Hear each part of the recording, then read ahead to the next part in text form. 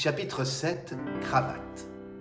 Ici se place naturellement un fait que nous ne devons pas omettre, car il est de ceux qui font le mieux voir quel homme c'était que monsieur l'évêque de Digne. Après la destruction de la bande de Gaspard Bès qui avait infesté les gorges de Lioul, un de ses lieutenants, Cravate, se réfugia dans la montagne.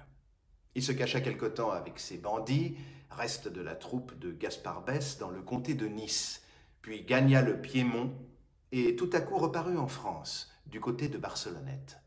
On le vit à Jauziers d'abord, puis aux Tuiles. Il se cacha dans les cavernes du Joug de l'Aigle, et de là, il descendait vers les hameaux et les villages par les ravins de l'Ubaye et de l'Ubayette. Il osa même pousser jusqu'à Embrun, pénétra une nuit dans la cathédrale et dévalisa la sacristie. Ces brigandages désolaient le pays.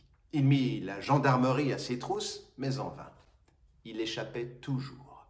Quelquefois, il résistait de vive force. C'était un hardi misérable. Au milieu de toute cette terreur, l'évêque arriva. Il faisait sa tournée. Au Chastelar, le maire vint le trouver et l'engagea à rebrousser chemin.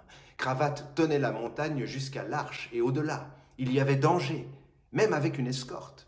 S'étaient exposés inutilement 3 ou 4 malheureux gendarmes. Aussi, dit l'évêque, je compte aller sans escorte. Y pensez-vous, monseigneur, s'écria le maire. J'y pense tellement que je refuse absolument les gendarmes et que je vais partir dans 1 heure. Partir? Partir. Seul? Seul. Monseigneur, vous ne ferez pas cela. Il y a dans la montagne, reprit l'évêque, une humble petite commune, grande comme ça, que je n'ai pas vue depuis 3 ans. Ce sont mes bons amis, de doux et honnêtes bergers.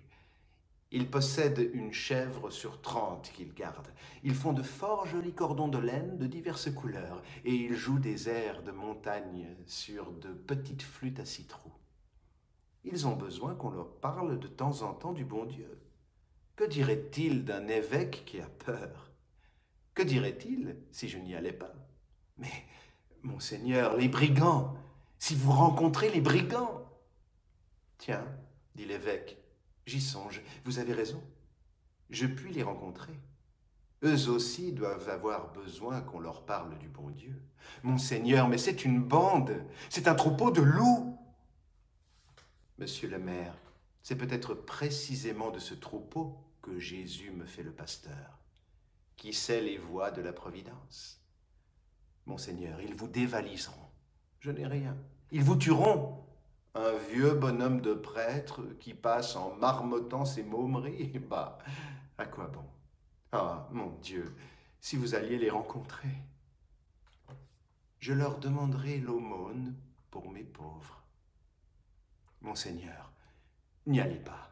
Au nom du ciel, vous exposez votre vie. Monsieur le maire, dit l'évêque, n'est-ce décidément que cela? Je ne suis pas en ce monde pour garder ma vie, mais pour garder les âmes. Il fallut le laisser faire. Il partit, accompagné seulement d'un enfant qui s'offrit à lui servir de guide. Son obstination fit bruit dans le pays et effraya très fort. Il ne voulut emmener ni sa sœur ni madame Magloire. Il traversa la montagne à mulet, ne rencontra personne et arriva sain et sauf chez ses bons amis les bergers. Il y resta 15 jours, prêchant, administrant, enseignant, moralisant. Lorsqu'il fut proche de son départ, il résolut de chanter pontificalement un Te Deum. Il en parla au curé. Mais comment faire? Pas d'ornements épiscopaux. On ne pouvait mettre à sa disposition qu'une chétive sacristie de village avec quelques vieilles chasubles de Damas usées, ornées de galons faux. Bah, dit l'évêque, monsieur le curé, annonçons toujours au prône notre Te Deum, ça s'arrangera. On chercha dans les églises d'alentour, toutes les magnificences de ces humbles paroisses réunies n'auraient pas suffi à vêtir convenablement un chantre de cathédrale. Comme on était dans cet embarras, une grande caisse fut apportée et déposée au presbytère pour monsieur l'évêque par 2 cavaliers inconnus qui repartirent sur le champ.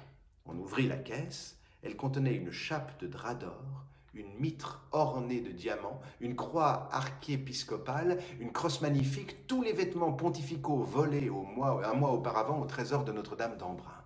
Dans la caisse, il y avait un papier sur lequel étaient écrits ces mots.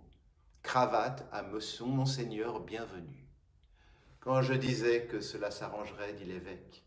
Puis il ajouta en souriant, à qui se contente d'un surplis de curé, Dieu envoie une chape d'archevêque. Monseigneur, murmura le curé en hochant la tête avec un sourire, Dieu ou le diable? L'évêque regarda fixement le curé et reprit avec autorité, Dieu. Quand il revint au Chastelar, et tout le long de la route, on venait le regarder par curiosité. Il retrouva au presbytère du Chastelar mademoiselle Baptistine et madame Magloire qui l'attendaient, et il dit à sa sœur, « Eh bien, avais-je raison? Le pauvre prêtre est allé chez ces pauvres montagnards les mains vides, il en revient les mains pleines. J'étais parti n'emportant que ma confiance en Dieu, je rapporte le trésor d'une cathédrale. » Le soir, avant de se coucher, il dit encore, « Ne craignons jamais les voleurs ni les meurtriers. Ce sont là les dangers du dehors, les petits dangers. Craignons-nous nous-mêmes. Les préjugés, voilà les voleurs. Les vices, voilà les meurtriers.